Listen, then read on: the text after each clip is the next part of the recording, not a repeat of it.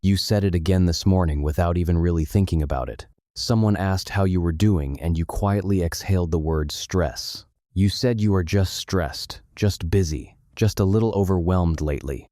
It is the safest word you own because it explains everything and blames nothing. But hold on to that word for a moment because we return to it at the end. What if the thing you keep calling stress is not really stress at all? What if a spiritual attack learned that it could hide behind that one word? The enemy does not mind you feeling the weight as long as you name it wrong. A problem you misname is a problem that you will never actually fight. So he lets you blame your schedule and your inbox and your endless to-do list.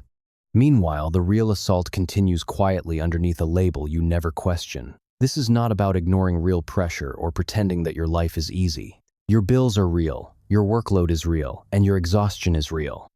But the enemy loves to hide a spiritual war inside a very ordinary word. It is about finally seeing what the enemy has been doing while you called it stress. Stay to the end, because by then you will never hear that word the same way. By the end, you will have a new response for the weight you keep carrying. It wears a disguise. The first thing this attack does is hide its own face from you completely. It never introduces itself. It just borrows a word you already trust. Stress is the perfect costume because almost everyone accepts it without any question. No one asks you to pray about stress. They just tell you to relax. So, you treat a spiritual problem with a bubble bath and an early night. The symptoms fade for a single day, then they return even heavier than before. You keep fighting the surface while the root grows deeper in the dark. The enemy is not creative, but he is patient, and he is very good at hiding. He knows that a threat you cannot name is a threat you cannot resist. He would rather you fight the calendar than fight the thing behind the calendar. As long as the label stays on, the real attacker stays completely safe. Think about how many times you treated the symptom and never once the source. Think about how you managed the stress but never confronted the spirit behind it. You were bailing water out of a boat and ignoring the hole in the hull. A disguise is only powerful for as long as it manages to stay a disguise. But the risen Christ has a way of tearing every single mask off. He named the real enemy plainly while the whole world argued about symptoms. Then he went to a cross and stripped that enemy of all his authority. The empty tomb dragged the hidden accuser into the open and exposed him. The moment you see the real attack, it loses the one thing it needed. Nothing that fears the light can survive being finally seen for what it is. Naming the enemy is the first strike, and Christ already handed you the name. What Christ exposes, he has already begun to defeat on your behalf. You do not have to be strong enough to win. You only have to see clearly. The seeing is the turning point, and the risen King is the one who opens your eyes. It steals your prayer. Notice what quietly happens to your prayer life the busier you become. The more the pressure builds, the less you actually talk to God at all. The prayers get shorter, then rushed, then they disappear altogether. You tell yourself that you will pray once things finally calm back down. But things never calm down, and the enemy is counting on exactly that. The attack called stress is designed to crowd God out of your entire day. It fills every quiet gap so there is no room left to seek him. Martha was so distracted with much serving that she missed the Lord in her own house. Jesus gently told her that only one thing was ever truly needed. Her stress was real, but it was pulling her away from the only cure. Count how many days you were simply too overwhelmed to pray this week. Count how the season you needed God most became the season you sought him least. Count the mornings you fed the anxiety before you ever fed your spirit. The enemy did not need to make you sin. He only had to make you busy. A prayerless believer is a disconnected believer, and disconnection is his whole aim. He does not fear your talent or your effort. He fears you on your knees. Prayerlessness is not a small side effect of the attack. It is the actual goal. But the risen Christ tore the veil so the throne is always standing open. You never have to schedule an appointment to reach your Father anymore. Because the tomb is empty, the way into his presence never once closes. The one thing Martha was missing is the one thing that is always available. You do not have to escape your busy life to find him.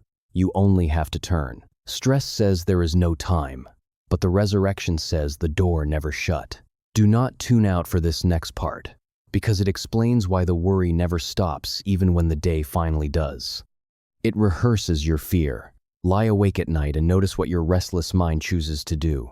The house is finally quiet, but the noise inside your head only grows louder. It does not rest. It rehearses every disaster that has not even happened. It runs the worst case again and again like a film stuck on a loop. You are not planning for the future. You are practicing a fear over and over. The attack called stress trains your mind to expect the worst from your Father. Every rehearsed disaster quietly teaches your heart that God cannot be trusted. This is not weakness, and it is not a lack of love for God. It is a battle for what your mind actually believes about who is in control. Notice how naturally you imagine the collapse and how hard you fight to picture the rescue.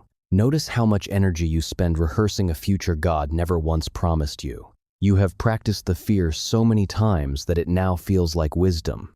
A rehearsed fear is a story you keep telling against your own faith. The more you tell it, the more real the disaster feels than the deliverance. You have given the worst case 100 performances and the promise almost none. But Scripture says to cast all of that anxiety directly onto Him. He does not ask you to carry a single scene of that story. The resurrection is proof that the very worst thing already happened to Jesus. He walked straight into the grave and walked back out 3 days later. The tomb was the worst case, and it became the greatest victory instead. If death could not write the ending, your fears certainly cannot either. So the ending you keep rehearsing has already been rewritten by an empty tomb. You can rehearse the victory now, because He already secured the final scene. Every time the fear presses play, you can answer it with a finished ending. The empty tomb is the last word, and no rehearsed disaster can talk over it. It wears down your body. The attack does not stay locked inside your mind. It moves into your body. Your shoulders stay tight, and your jaw aches and your chest feels heavy. You catch yourself holding your breath in the middle of an ordinary afternoon. You cannot sleep, and when you finally do, you wake up just as tired.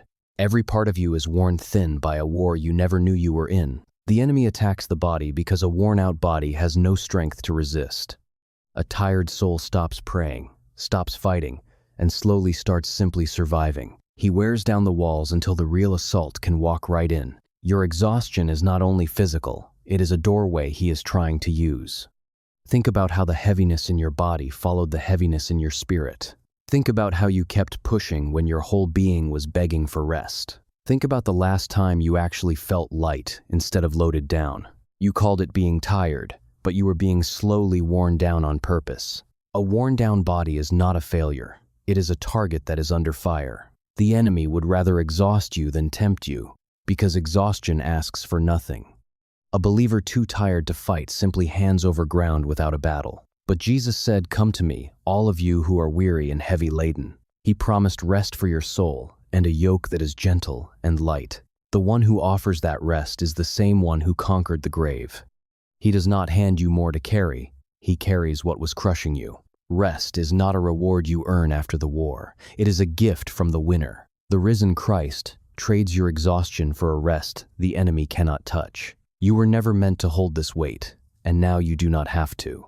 Stay with me for this final part, because it is the lie that has kept you from fighting any of this until now. It convinces you this is normal. The final move of this attack is the quietest and the most dangerous of all. It does not scream at you. It simply shrugs and calls the whole thing life. It whispers that this is simply how life works for everyone in the world now. Everyone is stressed. Everyone is exhausted. Everyone is barely holding on. So you stop resisting, because you decided the war was just ordinary life. That surrender is the whole point, and the enemy knows it perfectly well. If he can make the attack feel normal, you will never lift a finger against it. Numb acceptance is the most comfortable prison that he ever built. You were not created to live crushed under a weight that you call normal. Notice how you slowly stopped expecting peace and started only managing the pressure. Notice how you called your quiet drowning a busy and productive life. Notice how strange the word rest began to feel on your own tongue. You made a fragile peace with the very thing you were supposed to fight. Calling the attack normal is simply how you agree to keep losing quietly. The most dangerous chains are the ones you stopped even trying to break. Comfort with the weight is the last thing standing between you and freedom. But the risen Christ offers a peace the world could never manufacture. He said he gives peace not as the world gives, so do not be afraid. That peace was purchased and proven when he rose up from the dead. The empty tomb redefined forever what a normal life is even allowed to be. You do not have to accept the weight as the price of being alive.